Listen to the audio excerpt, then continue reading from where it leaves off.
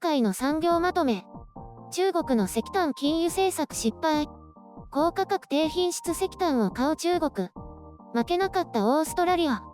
中国に対して厳しい態度を取り続けたオーストラリアに反発し、中国政府は12月中旬よりオーストラリア産石炭の輸入禁止措置を行っています。しかしこれが中国の目論見通りにはいかず、中国国内の石炭市場では価格が急騰するなど苦しい状況に陥ってしまったようです。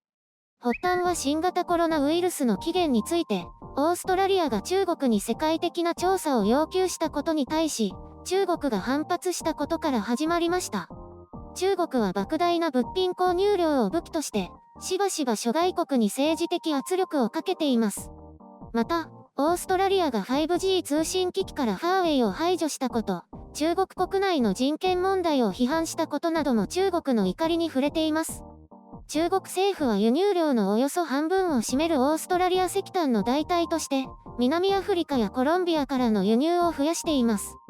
しかし輸送コストがかかり、さらには石炭の質も劣るため、今度は北米産の石炭輸入に取り掛かりました。しかしオーストラリア産より価格が高く、国内の石炭市場でも価格が高騰し、中国経済に影響を与えています。中国は依然として石炭火力による電力生産が全体の 60% を占めていて、製造業への影響も次第に大きくなると思われます。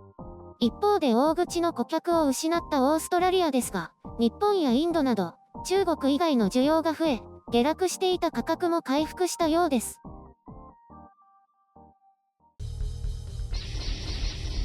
編集書簡。今回の概要。計算外の事態に中国混乱。意地でも引かない国々。我慢比べの勝者はなし。いつもは横暴な態度と圧力で優位性を獲得している中国ですが、今回ばかりはその計算に狂いが生じたようですね。石炭以外にもロブスターやワイン、木材など莫大な量の物品を輸入しているため、簡単にオーストラリアが折れると考えていたのでしょう。当然オーストラリアが屈しない場合も考慮していたでしょうが、ここまでの国内の混乱は計算外だったようです。鉄鋼産業にも影響を与えていますからね。国内のインフラ工事に影響を与える可能性もあります。もちろんこうした不都合な報道は中国国内で確認することは難しいでしょうけど。ただ、オーストラリアの各産業が多大なダメージを受けていることも無視できません。石炭関連の報道なので、海外メディアはそこには突っ込みませんが、オーストラリアでは何かと問題になっています。こうした政治的事情を発端とした中豪の争いは、世間ではルーズルーズの関係だと評されています。中国政府は米国が経済制裁を行った際には、中国は真っ当な貿易をしているだけなのに不当だとしていましたが、同じことをやっていますね。中国によらず、こうしたダブルスタンダードは横行していますけどね。過小評価という点では日本の韓国に対する経済報復も良い結果をもたらしませんでしたね。日本政府も韓国が脅しに屈していわゆる徴用工訴訟が解決に向かうことを期待しましたが、韓国は呼応せず、素材の国産化を進めて成功。フッ化水素に関しては日本企業だけが大打撃を受けることとなってしまいました。どちらにも言えることは、経済的な圧力をかけて政治的な問題を解決しようとしたものの、うまくいかなかったという点です。今時は経済制裁にはそう簡単には屈服しないということですね。それだけ各国の体力や忍耐力があるということでしょう。国内でも制裁に安易に屈する姿を良しとはしないでしょうからね。途上国といえど今はそうだと思います。さて、中国国内では鉄鋼関連の業者から政府への反発があるようです。何でも中豪の石炭取引の歴史は長く、密接な関係にあるそうです。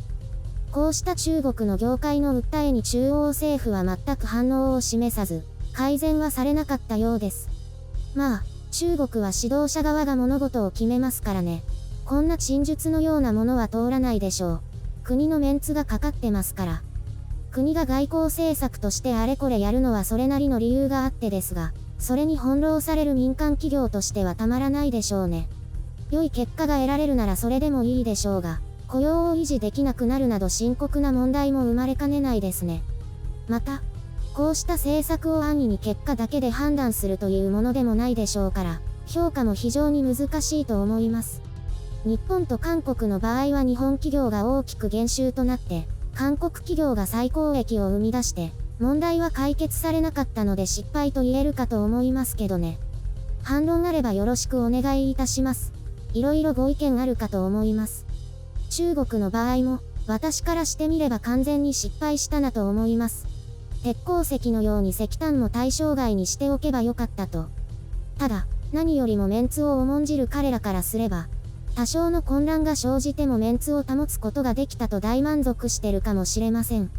オーストラリアメディアも一部産業では悲観的な見方がありますが、全体としては昨年と一昨年ではほぼ変わらず、影響は大きくないとしています。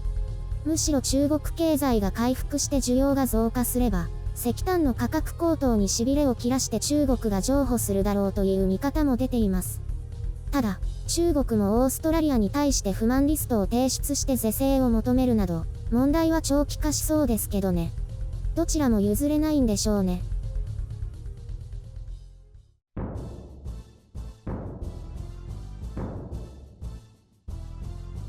中国と関わると色々大変そうですね。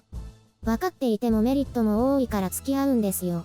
オーストラリアなんて相当な額の輸出をしているわけですから。儲かるってことですね。そう。それが中国の機嫌を損ねると吹き飛んじゃうので小さな国はおとなしく従うんですよ。商売ってそういうものですよね。いくらかは我慢しないと。オーストラリアは米国と一緒になって追及を強めたわけです。立ち位置をはっきりしたかったんでしょうね。でもそれで大変になっちゃったんですね。輸出が減った産業は大変のようですけど。あれ？そういえば WHO の人たちが中国に行ったのはどうなりました？何も証拠はないということになって、中国が増長しているところ、米国も WHO の査察を受け入れるべきだと言い出してますね。あらら、でもそうなりますよね。証拠隠滅したのかな？それはもはや誰も知ることができないでしょうね。もともとなかったか闇の中に葬り去られたか。時間稼ぎしてましたもんね。もうこの先は想像でしか話せなくなりました。ところで中国ってやっぱりまだたくさん石炭を使ってるんですね。あと40年でなくすらしいですけどね。まだ発電も火力が主力ですから。できるのかな？でも40年って随分ありますね。さあね。太陽光で補うつもりなんでしょうけど、どの国も明確で厳密なプランってないですよ。まだ長期計画ですから。日本は2050年目標ですからね。今から色々加速していくんでしょうね。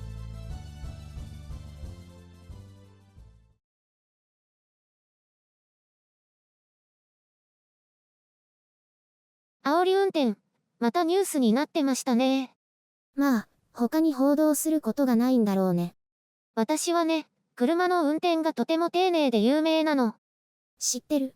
乗ったことあるけど、いつも優しくて丁寧な運転だよね。ゆるりん乗せてる時は特にね。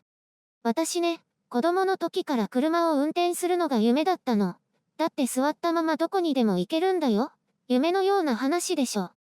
座ったままと言っても運転はしなきゃだけどね。